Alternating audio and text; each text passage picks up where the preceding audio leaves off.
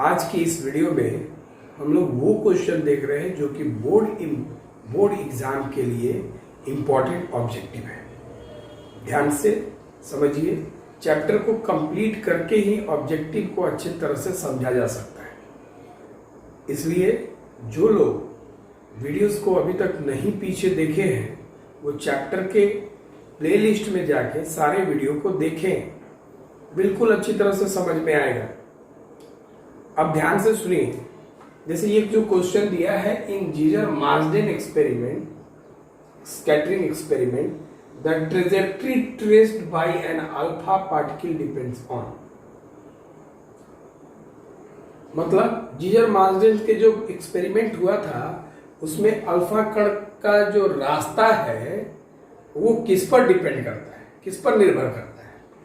अब एक चीज समझे आप, जैसे ये मान लीजिए कि ये न्यूक्लियस है, ये नाभिक है।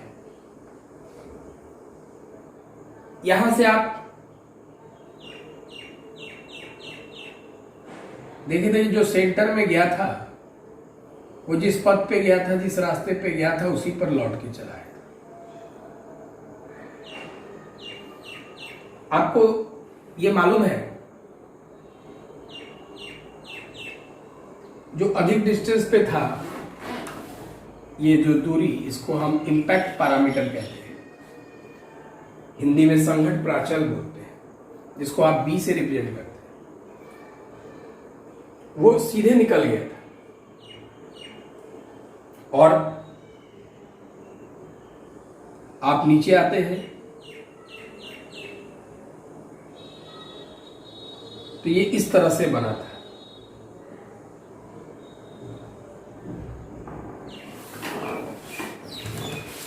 ऐसे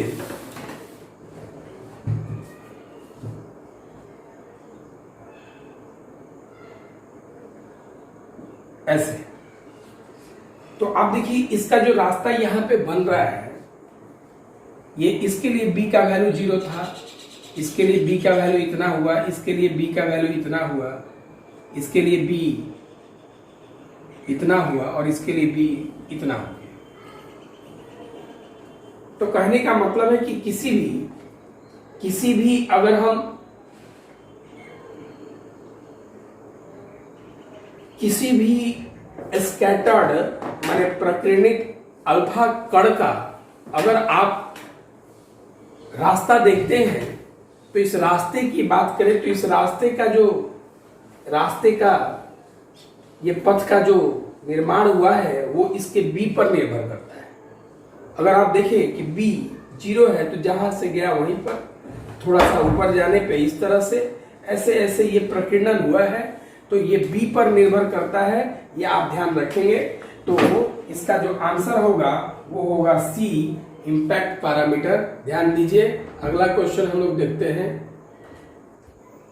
इस क्वेश्चन में Geiger Marsden experiment scattering, the number of scattered particle detected are maximum and minimum at scattering angle respectively at।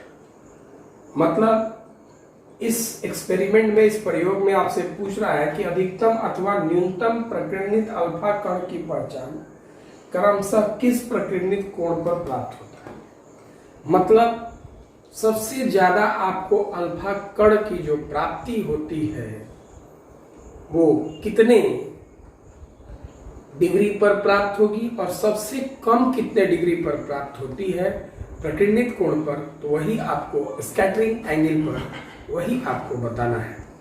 तो आपको मालूम है कि आप जीजर-मार्सडेन एक्सपेरिमेंट में आपने देखा था कि ये काउंटिंग बेस्ड एक्सपेरिमेंट है और आपको मालूम ये है कि सबसे ज्यादा अल्फा पार्टिकल सीधा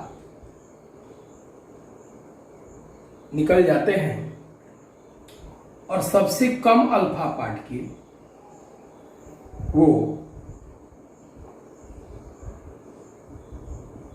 वो सेंटर के सामने से लौट के आते हैं। तो सबसे ज्यादा कितने, ये जो पीछे लौट के आया वो कितने डिग्री पे लौटा है, 180 डिग्री पे, और सीधे चला गया तो यहाँ पे थीटा बराबर कितना डिग्री है, 0 डिग्री।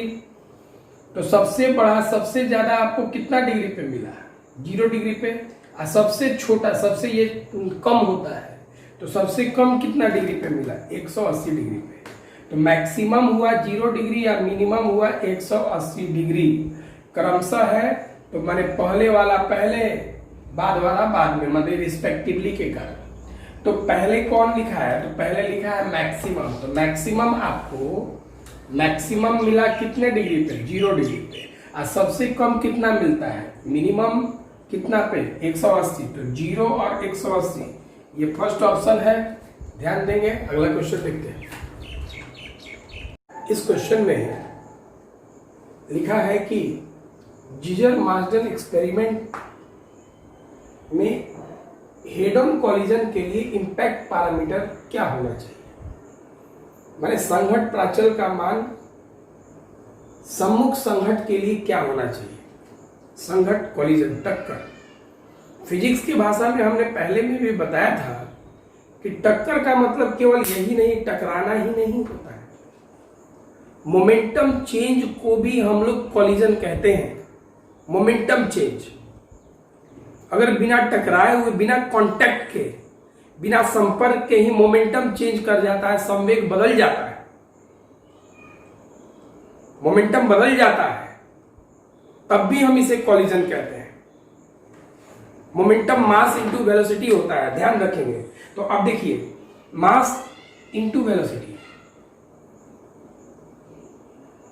और आप देखिए ध्यान से, मान लिया जाए कि अगर कोई इस तरह से आता है और वापस इधर चला जाता है तो वेलोसिटी का डायरेक्शन ही चेंज कर गया। तो मोमेंटम चेंज करना, यहां देखिए ऐसे आता है, डायरेक्शन चेंज कर गया, ये भी एक तरह का कॉलिजन ही है। तो डायरेक्शन चेंज करना भी एक तरह का, दूसरे के प्रभाव से, अगर ये आ रहा है और इसके प्रभाव से ये अपना डायरेक्शन चेंज कर रहा है, मतलब मोमेंटम चेंज कर रहा है। मोमेंटम वेक्टर क्वांटिटी है, वेक्टर क्वांटिटी डायरेक्शन से भी बदलता है, चेंज करता है। तो अब इधर डायरेक्शन बदलने से भी अब ये बदलता है, तो इसका मतलब क्या है कि ये यहां से ऐसे आके इधर पीछे जब लौट रहा है, इसका मतलब है कि मोमेंटम इसका चेंज किया। तो जरूरी नहीं कि ये टकरा के ऐसे गया और यहां से बिना कांटेक्ट के वापस पीछे चला आया तो भी इसका मोमेंटम बदल गया। अब मोमेंटम बदला है तो ये कॉलिजन कहा जा सकता है। कॉलिजन क्यों कहा जाएगा? क्योंकि ये दूसरे के इफेक्ट से बदला है। ध्यान से बात को समझेंगे। तो अब इधर देखिए आप कि जीजर मार्सडन एक्सपेरिमेंट में कह रहा है कि हेड ऑन कॉलिजन के लिए, सम्मुख संघट टक्कर के लिए, माने मोमेंटम चेंज के लिए, आप समझिए, इंपैक्ट पैरामीटर मतलब संघट प्राचल का मान क्या होना चाहिए। तो आप सोचिए थोड़ा ध्यान से, मान लीजिए कि ये न्यूक्लियस है। देखिए जैसे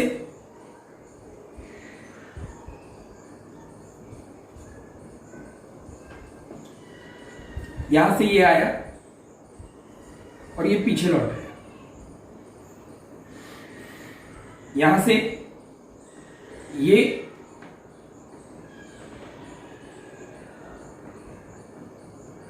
ऐसे,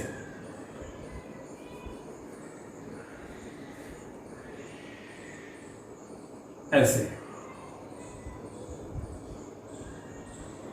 इस तरह से।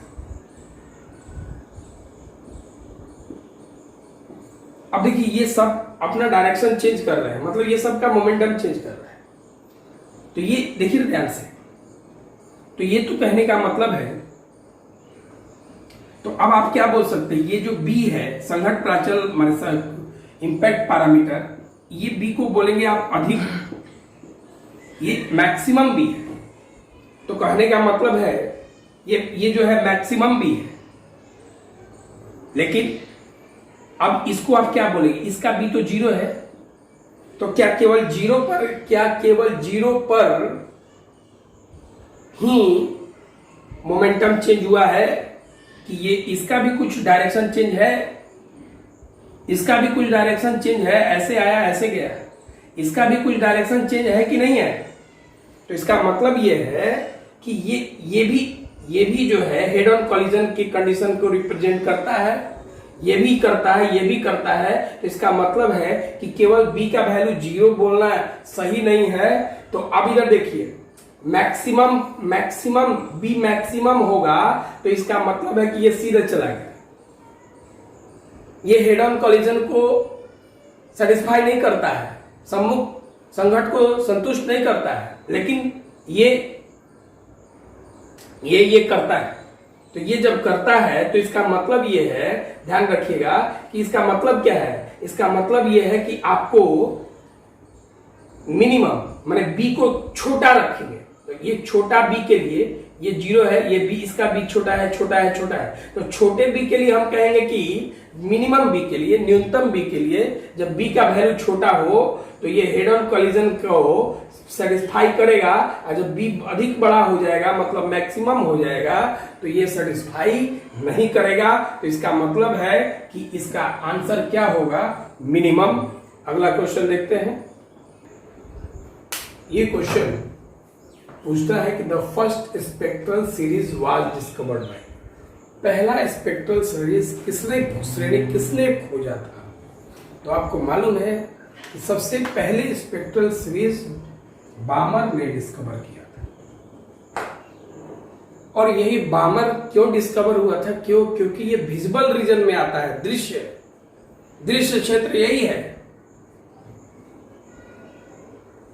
तो अब ये देखिए, दूसरा क्वेश्चन है which of the following spectral series fall with in the visible range of electromagnetic radiation.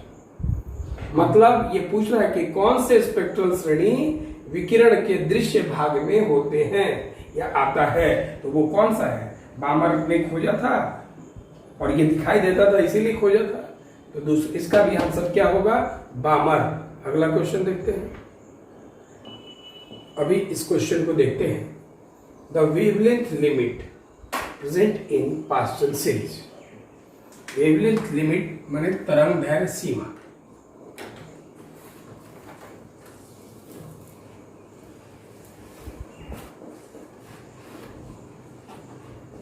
मतलब पास्टल श्रेणी में तरंग दैर्घ्य सीमा ज्ञात करें। तरंग दैर्घ्य सीमा क्या होगा। तो ये देखिए, अगर वेवलेंथ लिमिट भी आपसे पूछता है तो आपको ये शॉर्टेस्ट वेवलेंथ न्यूनतम तरंग दैर्घ्य की तरह ही बनाना होगा। अब इधर अच्छी तरह से समझेंगे, बात को सुनिएगा।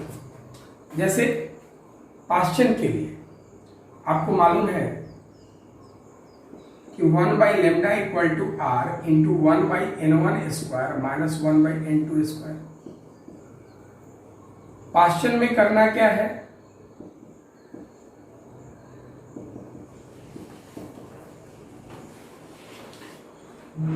Lyman बामर pastel 3। तो n1 का वैल्यू 3, n2। तो अब ये क्या कर रहा है, लिमिट। तो लिमिट, किसी का लिमिट क्या है, कोई भी सीरीज का लिमिट क्या है, इंफिनिटी। मतलब आप समझ जाइए कि इसमें n2 का वैल्यू क्या है, इंफिनिटी है। तो जब आप इंफिनिटी रखते हैं n2 तो आपको ये शॉर्टेस्ट ही ना मिलेगा। तो आप याद रखेंगे, वेवलेंथ लिमिट का मतलब शॉर्टेस्ट वेवलेंथ। जहां वेवलेंथ लिमिट होता है वहां शॉर्टेस्ट वेवलेंथ होता है। जहां तरंग दैर्घ्य सीमा होती है वहां न्यूनतम तरंग दैर्घ्य होता है। ये दिमाग में रखेंगे। तो अब आप 1/λ इज इक्वल टू r का वैल्यू 1.097 इंटू 10⁷ इंटू ये 1/9 होगा। उल्टा करके जब आप लेमडा को ऐसे उल्टा करके निकालेंगे तो वो 820 नैनोमीटर आएगा, मतलब ऑप्शन नंबर डी। उसी तरह ये क्वेश्चन बामर सीरीज, तो लाइमन बामर शॉर्टेस्ट पूछा। तो शॉर्टेस्ट में n1 का वैल्यू बामर के लिए 2 और n2 का वैल्यू आप रखेंगे इन्फिनाइट। तो जैसे रखेंगे, रखने के बाद इसी फॉर्मूला पे सॉल्व करेंगे, इसका आंसर 364.6 नैनोमीटर आएगा। ये अगला क्वेश्चन है वेवलेंथ लिमिट, मतलब उसी तरह का शॉर्टेस्ट वेवलेंथ की तरह का क्वेश्चन है ये। तो अब ये किसके लिए है? तो फंड के लिए। तो फंड, लाइमन, बामर, पास्चन, ब्रैकेट और फंड 5। तो इसके लिए आप n1 का वैल्यू क्या रखेंगे? 5।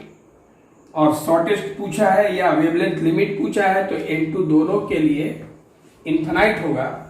और यही फॉर्मूला पे आप रख के सॉल्व करेंगे। इसका 2278 नैनोमीटर ऑप्शन आएगा। आगे देखते हैं, इस क्वेश्चन को देखते हैं। बहुत इंटरेस्टिंग क्वेश्चन है ये। When an electron jumps from 4th orbit to 2nd orbit, then it is।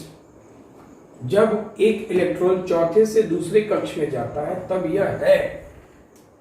इस क्वेश्चन का रिलेशन हम पिछले वीडियो में न्यूमेरिकल में भी बताए थे। ध्यान से समझेंगे बात को। ये क्वेश्चन क्या है?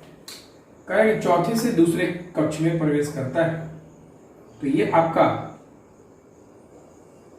मान लीजिए कि फर्स्ट ऑर्बिट है,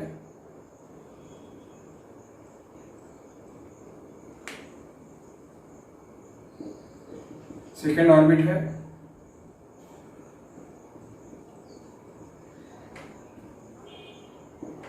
ये थर्ड है और ये फोर्थ है। तो करेक्ट चौथे से दूसरे में आता है।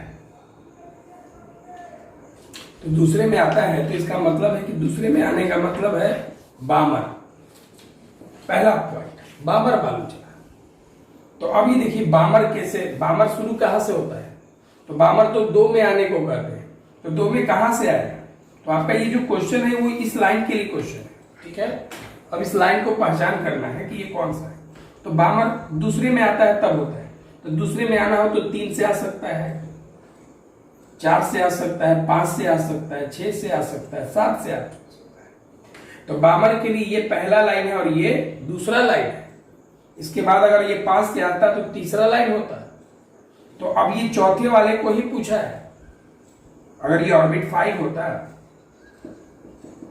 तो दूसरे में आता तो ये बामर है। तो ये, लेकिन ये फर्स्ट लाइन, ये सेकेंड लाइन, ये थर्ड लाइन, उसी तरह 4, 5 आता। लेकिन आपसे पूछा कि तो चौथे से अगर दूसरे में जा रहा है तो ये कौन सा लाइन होगा बामर का? तो दूसरा लाइन है ये। तो सेकेंड लाइन ऑफ बामर, ये सेकेंड ऑप्शन है।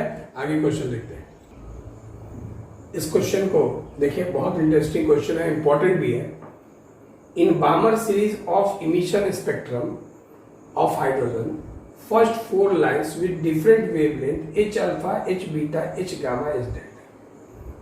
कह रहा है कि बामर सीरीज जो बन रहा है उसके 4 लाइन के अलग अलग वेवलेंथ है, जिन्हें आपने H alpha, H beta, H gamma, H delta का नाम दिया है। तो इनमें मैक्सिमम फ्रीक्वेंसी, अधिकतम आवृत्ति किसकी होगी बताना है। तो बामर की बात करते हैं। जैसे मान लिया जाए कि ये फर्स्ट ऑर्बिट है,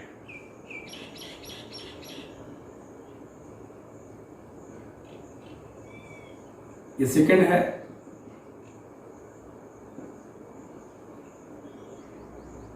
इनके बीच की दूरी जो है कम होती है लगातार, हम बताए थे स्पेक्ट्रम में ही। ये थर्ड है,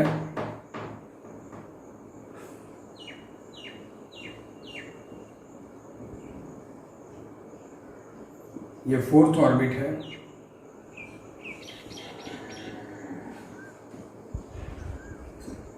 मान लीजिए कि ये फिफ्थ ऑर्बिट है,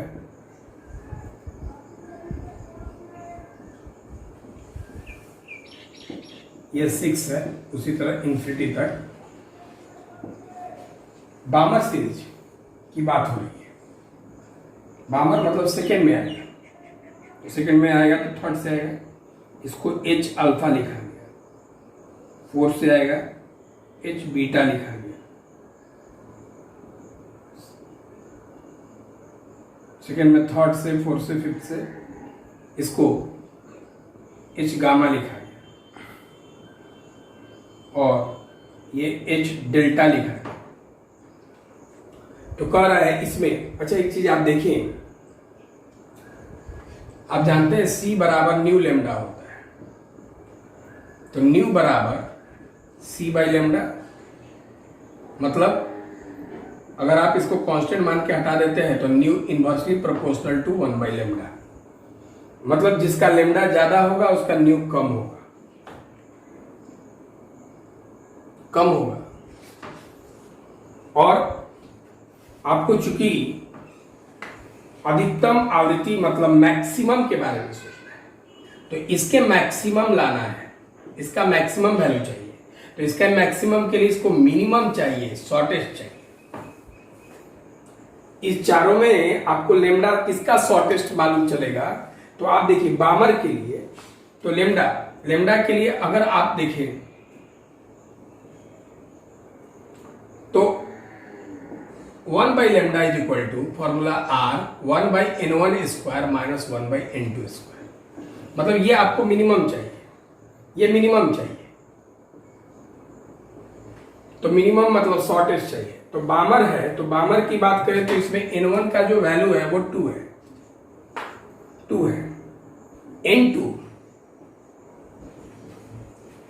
n2 जो आपको लाना है, याद होगा कि शॉर्टेस्ट के लिए आप n2 अभी पहले इंफिनिटी लिखते थे, माने n2 सबसे बड़ा लिखते थे, तो चूंकि आपको यहां इंफिनिटी तक जाना नहीं है, आपको यहां सबसे बड़ा कहां तक जाना है, सबसे बड़ा n2, ये n2 3 भी हो सकता था, 4 भी हो सकता है, 5 भी हो सकता है, 6 भी हो सकता है, तो सबसे बड़ा n2 यहां पे कौन सा होता है, वो इसके लिए वो ये होता है, तो वो कौन सा लाइन होता है, तो h डेल्टा।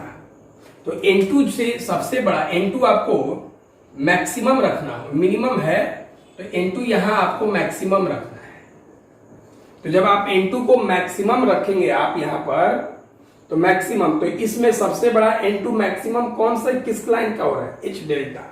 तो मैक्सिमम इस क्वेश्चन में h डेल्टा का हो रहा है, तो इसलिए आप यहां याद रखेंगे कि इसका ऑप्शन जो होगा वो h डेल्टा होगा। ध्यान दीजिए, अगला क्वेश्चन